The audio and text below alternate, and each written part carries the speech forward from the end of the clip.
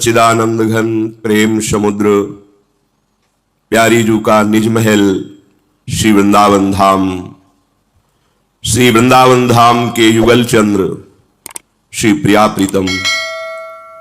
प्रीतम के अत्यंत प्रेम में पगे हुए निज परिकर, इनके सानिध्य का हमें जो सौभाग्य मिला है, ऐसे महामहिम धाम में अगर एक क्षण भी हम बैठ गए हैं, यहां प्रवेश कर गए हैं, तो आपके ऊपर प्रभु की लाडली जू की अहेतुकी कृपा हुई है और अब आपके जीवन में परम आनंद का द्वार खुल गया है। अब आपको प्रवेश करना है। प्रवेश करना अर्थात चाह करनी है। सच्ची मानना, अभी तत्व का बोध नहीं है इसलिए ये बात समझ में नहीं आएगी। आपको प्रभु इतना प्यार करते हैं कि आप जो चाह करते हैं विवश होकर के प्रभु वही रूप धारण कर लेते हैं और आपकी चाह की पूर्ति करते हैं, यदि आप शरणागत हैं और भजन परायण हैं। नहीं तो किसी की यहां चाह पूर्ति आज तक नहीं हुई। सब चाह कर रहे हैं धन की, भोगों की, पद की, प्रतिष्ठा की। जिनको मिल भी गया वो भयभीत है छूट न जाए, आगे मैं इसी पद में स्थित रहूं, आगे इस भोग को भोगता रहूं, आगे हमारे पास संपत्ति बढ़ती रहे। चाह कभी पूर्ण नहीं हुई। चाह जीवन भर जलाती रहती है। यदि प्रभु की शरण में हो, प्रभु का भजन करने का अवसर मिला, फिर आपने चाह की भोगों की, तो हमारे प्रभु इतने करुणामय हैं, बहुत विचार की बात कह रहा हूं, केवल भावुकता से नहीं, वो वही रूप धारण करके आपके समीप हो जाते हैं। आप जिस वस्तु की भोग की इच्छा करते हो वो वस्तु प्रभु बन जाते हैं। जो भोग की इच्छा करते हैं, जो इच्छा करिहो मन माही, हरि प्रसाद कछ दुर्लभ नहीं। जब वही सब कुछ बने हैं, शास्त्र सिद्धांत है, जब सृष्टि नहीं थी तो मैं ही था, जब सृष्टि नहीं रहेगी तो मैं ही रहूंगा, बीच में जो कुछ भी है वो सब मैं ही हूं। तो आपने चाह प्रभु की प्रभु रूप से नहीं की, इसलिए प्रभु नहीं मिल रहे। आप चाह उन्हीं समर्थ प्रभु से जो जो कर रहे हैं वो देख रहे हैं, तुम्हारी सुन रहे हैं। अगर चाह मिट जाए और प्रभु की चाह प्रकट हो जाए तो भगवत प्राप्ति जैसा सहज कुछ है ही नहीं। किसी ने किसी महापुरुष से प्रश्न किया कि हमें 20 वर्ष हो गए भजन करते हुए, हमें भगवान क्यों नहीं मिले?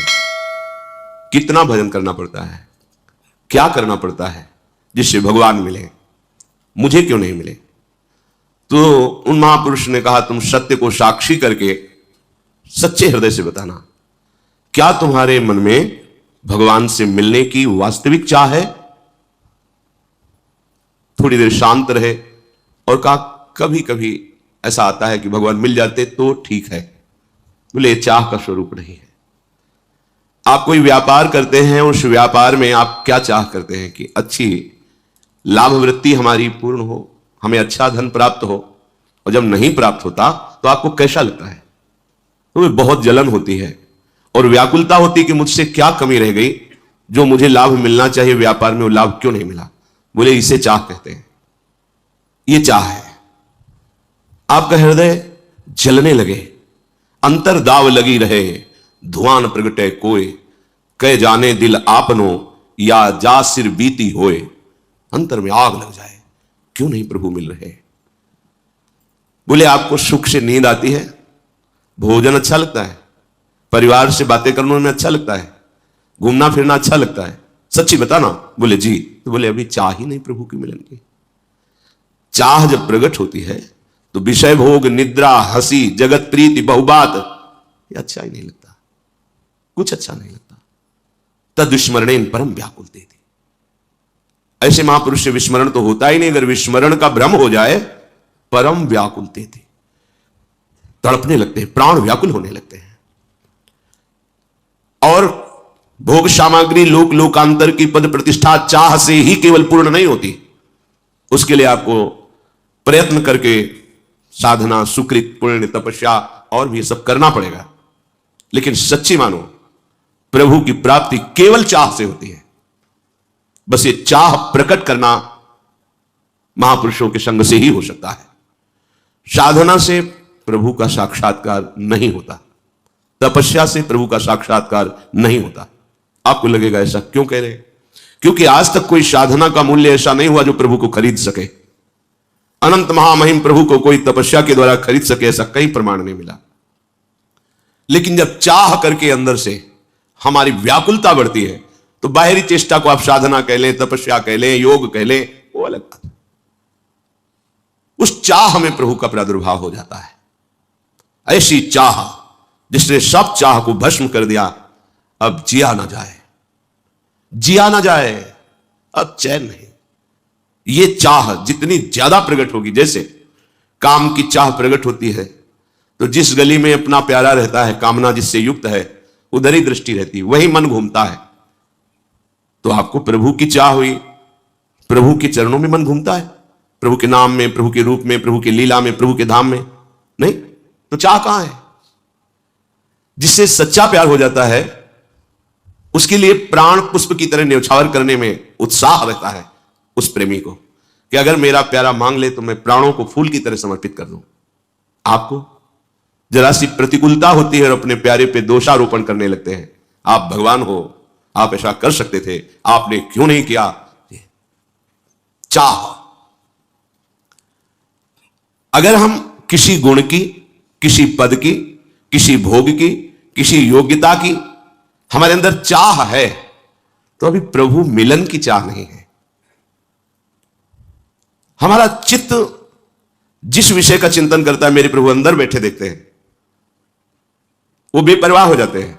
प्रभु लगे रहो, जो चाहोगे मैं वही रूप रख के आ जाऊंगा, वस्तु का, व्यक्ति का, पदार्थ, उनके सिवा कोई है नहीं। मत्ता परतरम नान्यत किंचिदस्ति धनंजय। और जब प्रभु मिलन की चाह होती है तो प्रभु चिंतित हो जाते हैं, भक्त बेपरवाह हो जाता है। अभी क्या है? प्रभु बेपरवाह है, हम चिंतित हैं।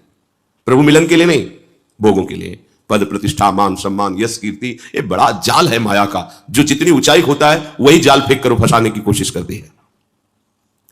संसार की प्रत्येक वस्तु, व्यक्ति, स्थान, ये जब तक तुम्हारी चाह का विषय बनेगा तब तक भगवत साक्षात्कार साधना करने पर भी नहीं होता। इतना समझ लो कि साधन का केवल फल है असाधनों का त्याग हो जाना। बिना साधना के असाधन का त्याग नहीं होता, इसलिए साधन करना जरूरी है। पर साधन से भगवत साक्षात्कार हो जाएगा ऐसा हमने अभी तक कहीं सुना नहीं, पढ़ा नहीं। प्रभु का स्वभाव है कि जब तक प्रभु को आप चाहेंगे नहीं तब तक वो आपके सामने अपना रूप प्रकाशित नहीं करेंगे। ये हृदय की बात, मुख से आप रो के कह सकते हैं। देखो, अलग अलग वृत्तियां होती हैं। जब आपके आंसू निकलेंगे और आप कहते हैं मुझे लाडली कब मिलेंगे, तो यहां हृदय में आपके दर्शन से तत्काल पता चलता है कि लाडली के लिए आंसू नहीं है, किसी समस्या और दुख और आंतरिक वृत्ति से थकित होकर यह बात कही जाती है। वो समझ में है, आपके हृदय में उस समय केवल लाडली ही है और उनके मिलन के लिए प्राण व्याकुल है। वो समझाना नहीं, ये अध्यात्म है, परमार्थ है, इसमें बाहरी बातें नहीं चलती है। प्रभु हमें ऐसा प्यार करते हैं कि हम जब चाहें, जिस रूप में चाहें, उसी रूप में भगवान हमारे सामने आते रहते हैं।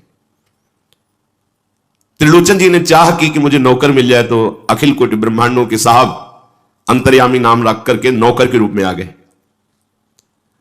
अर्जुन ने चाह की कि गांडी जैसा धनुष, अक्षय तुड़ीर, समस्त दिव्यास्त्र, दिव्य रथ, दिव्य अश्व, तो सारथी भी दिव्य होना चाहिए। तो मेरे प्यारे सखा, अगर सारथी रूप में हो तो मैं विश्व को परास्त कर सकता हूं। तो समस्त जगत के स्वामी सारथी बन के बैठ गए। जहां अर्जुन उच्च सिंह आसन पर, और सारथी का आसन कहां होता है? रथी की पादुका के पास। जिनके चरण रखने की चौकी को ब्रह्मा शंकर आदि अपने मस्तक से नमन करते हैं, वो प्रभु वहां बैठ गए। चाह जो जो करोगे, आप शरणागत हो, प्रभु के लाडले हो, वो आपकी चाह पूर्ति करते रहेंगे। आपने मां, पिता, पत्नी, पुत्र, धन, संपत्ति, जो जो चाह की है वो बना हुआ आपके पास बैठा हुआ है। वही ये सच्ची बात। जब वो दर्शन कराते हैं ना, तब आपको अनुभव होगा कि अरे ये पर्दा हट जाता है पंच भौतिक, दिखा रहे वही वही वही। ये जो श्लोक लिखा हुआ है, विद्या विनय संपन्ने ब्राह्मणे गविहस्तनी स्वनीचल सुपाके चा पंडिता समदर्शिना, जिधर दृष्टि डालता है उधर वो मुस्कुराते हुए दिखाई देते हैं। जब पर्दा हट जाता है ज्ञान का, तो चींटी में भी, हाथी में भी, ज्ञानी में भी, अज्ञानी में भी, पवित्र योनि में भी, अपवित्र योनि में, वो पर्दे नहीं है, वो केवल जिधर देखता है। जैसे गोपीजन जित देखो तित श्याममयी। सखुबाई को दर्शन कराने के लिए सखुबाई बनकर के बन गए और उसके पति की सास की सबकी सेवा कर रहे हैं। कौन? जिनकी सेवा में अनंत शक्ति संपन्न पार्षद हाथ जोड़े खड़े रहते हैं, वो सखुबाई बनकर के बंध गए और सेवा कर रहे हैं, पैर दबा रहे हैं उसके पति के। हमारे प्रभु की कोमलता, दयालुता, कृपालुता, महानता, स्वभाव आप नहीं जानते। स्वामी श्री अखंडानंद जी ने पूज्य भाई जी से कहा, एक बार आप अपने दिल की बात बता दो एक शब्दों में। तो भाई जी ने कहा, उमा राम स्वभाव जी जाना, ताई भजन तज भावना। अश्रु प्रवाह होने लगा और कहा, जिसने भगवान के स्वभाव को जान लिया उसे भजन के सिवा कुछ अच्छा नहीं। सच्ची सच्ची हम जो चाह करते हैं, मेरा प्रीतम वही बना मेरे सामने होता है। अगर हम ये अन्य नाम रूप वस्तु व्यक्ति भोग की चाह ना करें, केवल ललित त्रिभंगी, तो वही रूप यानी कसी कुंज ठाड़े भय भुजा परस्पर हंस, बस मैं यही देखना चाहता हूं, यही चाह है। तो इसकी परीक्षा होगी आपकी। अगर अन्य ना, तो देर नहीं लगेगी, यह रूप प्रकाशित हो जाएगा। यह केवल चाह से मिलता है, केवल चाह से। पर तुम विश्वास करो, इस बात पर विश्वास करो, साधना तो केवल असाधन को नष्ट करने के लिए है। राम कृपा पावही कोई कोई, ये कृपा से, कृपा उसी के, चाह, और चाह मिलती है भगवत प्रेमी महात्माओं के संग से। इसीलिए संग के बराबर कोई भी तप और साधन नहीं रखा गया है। यहां तक मोक्ष को भी बराबर, तात स्वर्ग अपवर्ग सुख धरी तुला, एक अंग तूल न ताहि सकल मिली जो सुख लव सत्संग। जीवन परिवर्तन हो जाता है। जीवन भगवत प्रेमी महात्माओं के संग से चाह पलट जाती है। प्रभु की चाह प्रकट हो जाना, भजन करने की चाह प्रकट हो जाना, ये बहुत बड़ा चमत्कार, छोटी मोटी बात नहीं। भगवान सर्वत्र होते हुए भी अपने को ढके हुए हैं त्रिगुणात्मिका माया के पर्दे से। वो सबकी दृष्टि में नहीं आते हैं, दृष्टि में रहते हुए भी। वो ध्यान से सुनना, परमार्थ है। भगवान सबके समीप रहते हुए, सबके समीप रहते हुए भी सबकी दृष्टि में नहीं आते। त्रिगुणात्मिका माया का पर्दा लगा है। कोई अगर अभिमान करके साधना करे तो भगवान को अनंत जन्मों में भी साधना से खरीद नहीं सकता। आज तक कहीं किसी शास्त्र में नहीं लिखा इतना साधन कर लो तो भगवान मिल जाएंगे। इतनी तपस्या के परिणाम से आप भगवान को खरीद सकते हैं। हम ये नहीं कह रहे कि आप साधना ना करो। साधना नहीं करोगे तो असाधन जो चल रहा है वो रुकेगा ही नहीं, तो फिर बात बनेगी नहीं। साधना असाधन त्याग के लिए है, पर भगवान की प्राप्ति भगवत प्रेमी महात्माओं के संग से प्रकट हुई चाह से है। चाह, खूब साधना करो, लेकिन आज तक कहीं यह परिणाम लिखा नहीं पाया गया कि साधना से प्रेम का प्रादुर्भाव हुआ। अपने यहां तो सिद्ध महापुरुषों ने कहा, रे मन रसिकन संग बिन रंच न उपजय प्रेम। और गोस्वामी तुलसीदास जी ने कहा, यह गुण साधन ते नहीं होई। और भगवान श्री कृष्ण चंद्र जी ने कहा कि व्रतान यज्ञ छंदांसि तीर्थान यमा यमा यथा वरुंधेत सत्संगः सर्वसंगोपहो हिमाम। व्रत से, साधना से, नियम से, वेदाध्ययन से, तीर्थयाटन से और धर्मों के पालन से मैं वश में नहीं होता। पर एक संत संग ऐसा है जो सर्व संगों का त्याग करा करके मुझे वशीभूत कर लेता है। आज तक कोई मूल्य नहीं लिखा पाया गया शास्त्रों में जिससे हम भगवान को खरीद सके। कोई मूल्य नहीं। कोई साधना, कोई तपस्या, कोई तीर्थयाटन। हमने तो महापुरुषों के मुख से सुना है कि तीनों लोगों की तपस्वियों की तपस्या इकट्ठा करके भी भगवान को नहीं खरीदा जा सकता। भगवान की कोई कीमत नहीं। इसके दो अर्थ हैं। भगवान की इतनी महान कि कोई कीमत ही नहीं है। जैसे बोले ये तो अमूल्य हीरा है, इसकी तो चाहो जो ले लो, पर इसकी कीमत, जैसे यमराज जी ने जब कहा तुमने 2 बार राम राम कहा, इसकी कीमत क्या? तो हमें नहीं पता, आप बताओ ना। बोले कीमत तो नहीं बता सकता, क्योंकि नाम की।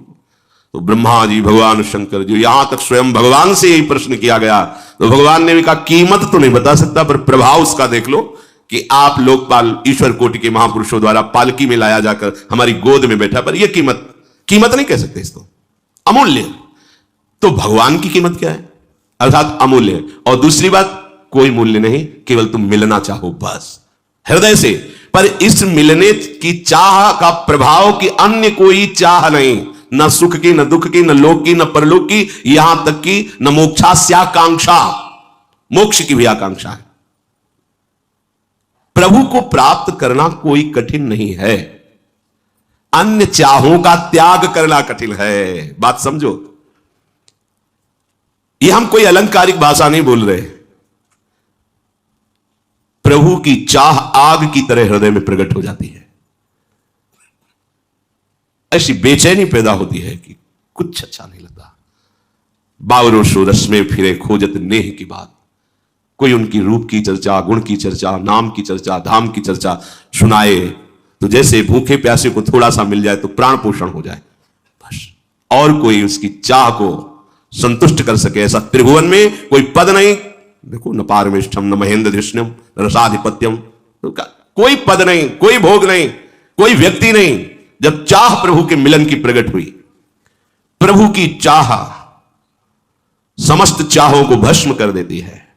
ये चाह और किसी चाह को बर्दाश्त नहीं करती है। ये जो चाह प्रकट हो जाती है तो जिस माया से सब बड़े बड़े साधक जन, सिद्ध जन, ज्ञानी जन उसकी प्रभुता महिमा का वर्णन करते हैं, माया खल नर्तकी बिचारी, भगवत चाह करने वाले महापुरुष के सामने एक नर्तकी की तरह है, वो आकर्षण नहीं कर सकती। ये तभी तक हमको लूटते रहते हैं काम क्रोधादि। तावद रागादहस्तेनास्तावत कारागृहम गृहम तावन मोहोंघ्र निगडो यावत कृष्ण न ते जनाः। हे कृष्ण, हे श्याम सुंदर, जब तक तुम्हारा जन नहीं बन जाता तब तक यही काम क्रोध लोभ मोह मद मत्सर राग द्वेष जो चोर हैं, ये सुकृत का ऐसे चतुरता से ठगी करते हैं कि हम राजी रहते हैं खुशी हो करके, लेकिन जो प्रभु का जन हो जाता है फिर नहीं। ये मोह की बेड़ियां ऐसी मजबूत बेड़ी है जिसे किसी अस्त्र से नहीं काटा जा सकता। मेरी मां, मेरे पिता, मेरा भाई, मेरी भाभी, मेरा मौसी, मेरा ऐसा अंदर बैठ गया है कि इनके लिए प्राण देना सहज लगता है। बड़ा कठिन राग। जब तक प्रभु का जन्म नहीं हुआ तब तक इस राग का त्याग करना, मोह की बेड़ियां ऐसे जकड़े रहती हैं, नहीं निकल सकता, नहीं निकल सकता। किसी साधक के परिचय का कोई परिवार का एक बार आया था, ही धाम में थे, मिले, फिर वो गायब से हो गए। तो सेवा में रहते थे वो, उन्होंने कहा वो आए थे, फिर पता ही नहीं उनका कहां। रात्रि में फिर 2 ही 3 लोग उस समय थे, तो वहां गए ढूंढने, तो किसी ने बताया यमुना किनारे गए तो ऐसे कपड़ा ढके हुए बैठे थे ऐसे। बड़ा हमें अच्छा लगा कि चलो वृंदावन आने का यही लाभ। उनसे कहा हट नहीं किया जाता, चलो प्रसाद पाओ चल करके, क्या तुम्हारे अंदर चाह है? तो रो पड़े। कहा हमारी बिटिया को उसके ससुराल वालों ने त्याग दिया है, तो हम प्राण त्यागने आए, ना खाएंगे पिएंगे ना कुछ करें। और रो पड़े कि ऐसा ऐसा। अच्छा है, भाव अच्छा है, पर अपने लोगों के लिए जो भाव आदर का होता है कि अगर ये होता कि एक बार श्री जी दर्शन दे मुझे, या श्री जी का भजन या प्रेम मिले, जीवन व्यर्थ जा रहा है, तो चरणों में लौटने का मन करेगा। धन्य हो तुम, गृहस्थ होते हुए भी धन्य तुम्हारी ऐसी चाह है। उस चाह, इसमें तो पूरा संसार फंसा हुआ है। तावन मोहोंघ्र निगडो, ये मोह जंजीर की तरह बांधे हुए हैं, अपना जीवन न्यौछावर कर देते हैं मोह के प्रति। 1,00,000 2 लाख नहीं, प्राय सब, कोई बिरला है जो इस मोह की जंजीर को काट करके भगवान के भजन मार्ग में चले। हमारे मन में प्रभु की चाह तभी मानी जाएगी जब जीने की भी चाह नहीं, किसी के संग की चाह नहीं, किसी भोग पद प्रति कोई अन्य चाह ही नहीं। चाह मिटी, चिंता मिटी, और मनुआ बेपरवाह, और जिनको कछु न चाहिए ते शाहन के शाह, वो बादशाह है जिसको कुछ नहीं चाहिए। और वाल्मीकि जी भी भगवान श्री राम से कह रहे कि जाहि न चाही कबहु कछु, तुम सन सहज सने। सहज, कोई चाह लेकर के आपसे प्यार नहीं है। आप ऐसा करें तो आप मेरे प्यारे, आप ऐसा ना करें तो आप झूठे, आप प्यारे नहीं, ऐसा नहीं। प्यार में नहीं होता। तुम सन सहज सने, तो बसहु निरंतर तासुर, सुर और निज गे। ऐसा नहीं कि आए और चले गए झलक देके, नहीं। वो बसहु निरंतर तासुर, उसके हृदय में निरंतर प्रभु बसते हैं। कैसे? जैसे अपने घर में रह जाता है, बाहर बुलाने पर गए, घंटा 2 घंटा सभा में बैठे, चले आए, लेकिन अपने कुटिया में वहां तो रहा ही जाता है। वहां कोई थोड़ी कि कितने मिनट हो गए यहां रहते हुए, वो तो सहज उसका हृदय महल है, जिसके हृदय में कोई चाह नहीं, सहज में प्रिया प्रीतम से अपनापन, वहां प्रिया प्रीतम खेलते हैं। नारायण या गौर श्याम को हृदय निकुंज बसैया। एक बार देखने की प्रबल चाह,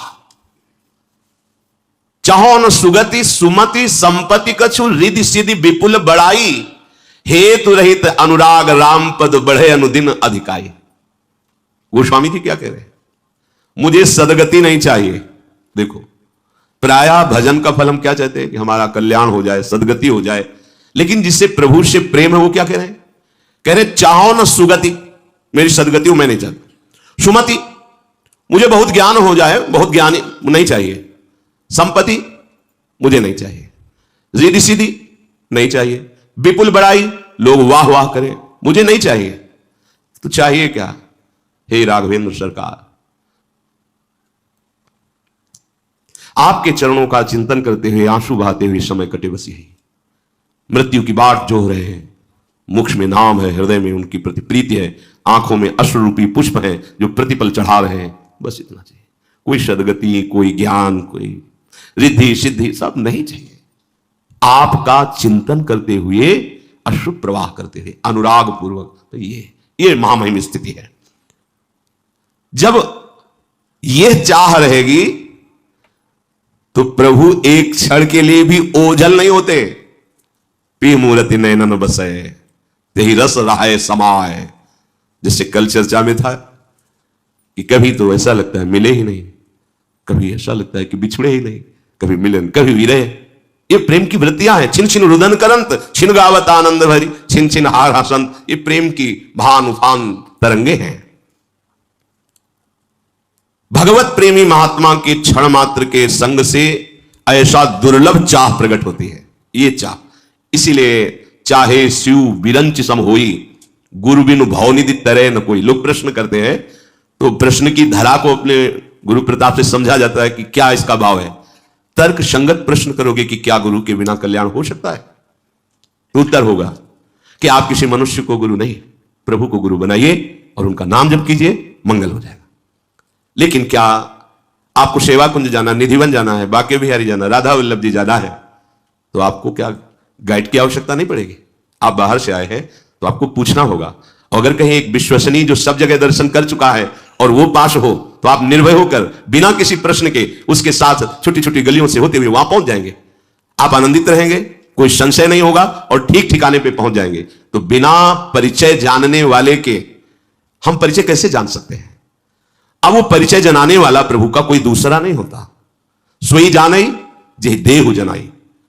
वो अपने को जनाने के लिए ही हमारी जैसी भाषा बोलने वाले, हमारे जैसे दिखने वाले रूप को धारण करके वो हमें समझाते हैं। बंदों गुरुपद कंज कृपा सिंधु नर रूप हरि। कौन है? सोई जाने जे देहु जनाई।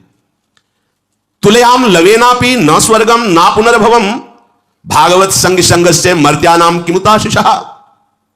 अगर ऐसे महापुरुषों का संग मिल जाए तो उस संग की तुलना में स्वर्ग या मोक्ष की भी बराबरी नहीं। फिर मर्त लोक के भोगों की बात क्या। एक क्षण में, यह विश्वास की बात है, हमारे जीवन का पूरा परिवर्तन होकर एक क्षण में भगवत प्रेमी महात्मा पर हमारा विश्वास और श्रद्धा जितनी जोर की होगी उतना। अगर हमारा श्रद्धा विश्वास दृढ़ है, देखो कई बार कहा है, आप भगवत प्राप्ति की चिंता छोड़ दीजिए। वृंदावन में बैठा हूं, मेरे वचन स्वीकार कीजिए। आप अनन्य हो जाइए श्यामा श्याम की, सारा ठेका वहां तक पहुंचाने का। बोले इतने आप नहीं, हम अपने आए आचार्यों की वाणी के अनुसार करते हैं। हरिवंश प्रताप नाम नौका निज खेवक भवसागर सुख तरत निकट हरिवंश जो सेवक। अंगद जी में बल नहीं था, समुद्र नहीं लांघने का उत्साह था। समुद्र लांघने का उत्साह वहां गया, वहां से वापस आऊं कि ना आऊं, इतना उत्साह। जहां से वापस आने की शंका थी उसी सभा में चरण गाड़ दिए कि सिया राम जी को दांव में लगा दिया कि राम जी वापस चले जाएंगे, सीता जी को हार जाएंगे तो मेरा चरण उठा ले। और कैसे? राम प्रताप सुमेरी पन रोपा। अपना बल नहीं, राम प्रताप तो हम जो आपको कहते हैं ना ठेका लेते हैं, हरिवंश प्रताप ही जानत है, हरिवंश प्रबोध, आप सुनकर के भी नहीं जान पा रहे। महिमा तेरी कहा कहो श्री हरिवंश दयाल, तेरे द्वारे बटत है। शब्द सुनो, सहज लाडली लाल, सहज सहज लाडली। तो द्वारे बटत हैं तो मतलब पंक्ति, पंक्ति मतलब अनन्यता, अनन्यता मतलब मन क्रम वचन त्रिशुद्ध सकल मत, हम श्री हित हरिवंश उपासी प्रियालाल मिलेंगे, इनके बल से प्रियालाल मिलेंगे। जब राधिका श्याम प्रसन्न भये तब नित्य समीप सुख खींच ले, पर तुम्हारा रोना बंद नहीं होता अपनी अनुकूलता के लिए, देह अनुकूलता, मन अनुकूलता, इंद्रिय अनुकूलता। और फिर उसमें जब आप साधन की चरम सीमा सुनते हैं तब आपका हृदय घबरा जाता है, ऐसों को भगवत प्राप्ति नहीं तो मेरे को क्या भगवत प्राप्ति, तो हो कहां तुमने सोचा कि तुम नाव में बैठे हो, साधना नहीं। उसी समय तुम्हारे मन में किसी उपासक से चर्चा में कि ऐसे ऐसे लक्षणों से तो नरक की प्राप्ति होगी, तो हाथ जोड़कर उसने कहा कि ये बातें दूसरों को भयभीत कर सकती है, कृपा कीजिए मुझे नहीं, मुझे भी बातें भयभीत नहीं कर सकती है, क्योंकि हम किसी साधन पक्ष के हम में नहीं है, हम तो आप ले जहां बैठाला वहां बैठ गए हैं। उस समय तो ऐसे कर, बाद में चिंतन में हृदय शीतल हुआ। यही हम चाहते हैं। हम भी कहें कि तुम्हें नरक मिलेगा तो तुम्हें हंसी आनी चाहिए, क्या आपने कहा था ऐसा, वो बात हमारे बैठ गई है। अब नरक स्वर्ग अपवर्गास नहीं त्रास है, जा राखोता रहो मानी सुखरा। अब भय की जरूरत क्या है? सच्ची मानिए, बिना प्रीति के, उसे ही चाह कहते हैं, बिना प्रीति के प्रीतम नहीं मिलते, और बिना अन्य चाहों के त्याग के प्रीति प्रकट नहीं होती, और सर्व त्याग बिना भगवत प्रेमी महात्माओं के नहीं होता। श्री भगवान के वचन, सर्वसंगो पहो हिमाम, सर्व संगों का त्याग कराने की सामर्थ्य। अब यह चूक साधक कर बैठता है, वो ये नहीं समझ पाता है कि हम जिनके संग जिस मार्ग का अनुसरण करते हैं वहां सब संबंध काटने हैं, वो नहीं समझ पाता है। वो बड़ा निष्ठुर समझता है गुरुजनों को, संत जनों को। इनके हृदय में तो प्रेम है नहीं, ये क्या जाने मां पिता भाई बंधु परिवार का प्रेम। हम जिस प्यार के लिए जिस मार्ग में कृपा से लाए गए हैं उस मार्ग में हम निर्मोही नहीं हुए हैं। हाँ, हम ये जान गए हैं कि जिससे हम प्यार करते थे उसका असली रूप क्या है। मूल के मां में जो मां की तरह मैं दुलार कर रहा था, पिता में पिता की तरह जो पालन कर रहा था, रिश्ते नातों में जो हमें आकर्षण हो रहा था, वो इन्हीं का था, मूल मिल गया। इसलिए अन्य सब संबंध जो मायाकृत नाम रूपधारी हैं उनसे चित्त को हटाने का बल भगवत प्रेमी महात्माओं से मिलता है। हम क्या करते हैं कि बहुत गुप्त जगह में अपने माने हुए प्रिय संबंधों को छुपा के रखते हैं, और जहां प्रतिकूलता की कसौटी भेजी गई वहीं खड़े मिलते हैं। जिस मार्ग के पथिक हो फिसल गए, आप गए, किस मार्ग के पथिक हो? सर्व त्याग से प्रीति प्रकट होती है और प्रीति से प्रीतम मिलते हैं, और जो सर्व त्याग तुम कदापि नहीं कर सकते वो उनके वचन और कृपा कोर से ऐसे सहज में हो जाएगा। पर उपासक नहीं समझता। यही भगवान की दुरंत माया है कि अमृत कुंड के समीप आकर भी वो आचमन भी नहीं कर पाया और फिर फिसलकर विषय रूपी विष में गिर गया जाके।